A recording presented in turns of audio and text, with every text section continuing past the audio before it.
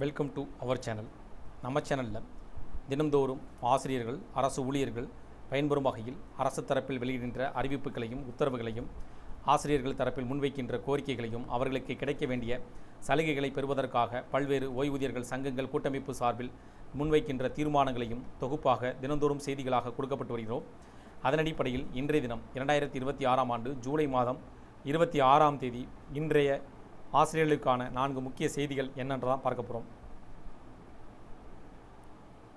கடலாடி வட்டார கல்வி அலுவலகம் முன் அகில இந்திய ஆசிரியர்கள் கூட்டணியின் செயல் திட்டத்தின்படி கடலாடி வட்டார தமிழ்நாடு தொடக்கக்கல்வி பள்ளி ஆசிரியர் தொடக்கப்பள்ளி ஆசிரியர் கூட்டணி சார்பில் ஆர்ப்பாட்டம் நடந்தது.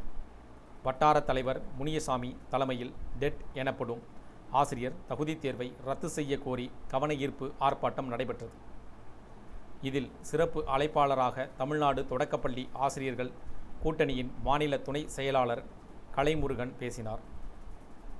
கவன ஈர்ப்பு ஆர்ப்பாட்டத்தில் கடலாடி ஊராட்சி ஒன்றியத்தில் பணிபுரியும் அனைத்து அரசு தொடக்கப்பள்ளி ஆசிரியர்கள் கலந்து கொண்டனர். ஆசிரியர் கூட்டணி சங்க பொருளாளர் லிங்கம் நன்றி கூறினார். அதேபோல் தமிழ்நாடு அரசு ஊழியர்கள் சங்கம் சார்பில் வட்டக்கிளை தலைவர் அண்ணாதுரை தலைமையில் ஈரோடு தாலுகா அலுவலகம் முன் ஆர்ப்பாட்டம் நடைபெற்றது.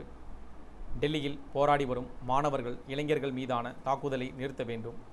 இச்சம்பவங்களுக்கு கண்டனம் தெரிவித்தல் தேசிய தேர்வு முகமை எனப்படும் NDA மூலம் மத்திய அரசு தொடர்ந்து மாணவர்களின் வாழ்வை பலியிடுவதை கண்டித்தும் அதனை கலைக்க வேண்டும் என கோரி ஆர்ப்பாட்டம் செய்தனர்.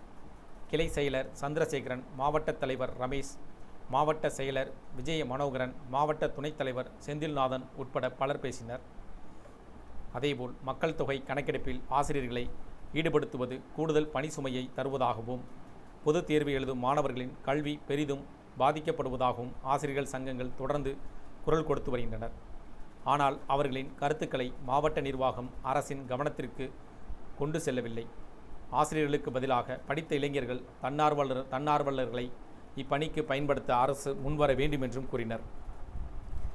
இதன் மூலமாக தொடர்ந்து ஆசிரியர்கள் சங்கங்கள் கூட்டமைப்பு சார்பில் பல்வேறு போராட்டங்களும் கோரிக்கைகளையும் அரசுக்கு முன்வைத்து வராங்க.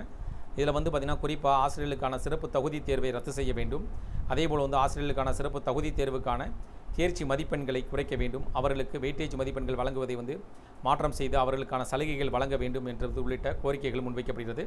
அதைத் தொடர்ந்து தற்போது பார்த்திங்கன்னா ஆசிரியர்களுக்கான அந்த மக்கள் தொகை கணக்கெடுப்பு பணிகளில் ஈடுபடுவதை தவிர்க்க வேண்டும் என்றும், அதற்கு மாற்றாக படித்த இளைஞர்கள் மற்றும் தன்னார்வலர்களை ஈடுபடுத்த வேண்டும் என்றும் கோரிக்கைகளையும் தொடர்ந்து வச்சுருக்காங்க. இந்த கோரிக்கைகள் உங்களுக்கு பயனுள்ளதாக இருந்துச்சுன்னா வீடியோக்கு லைக் பண்ணுங்கள். மீண்டும் இதேபோல் ஒரு பயனுள்ள தகவலை சந்திப்போம். நன்றி.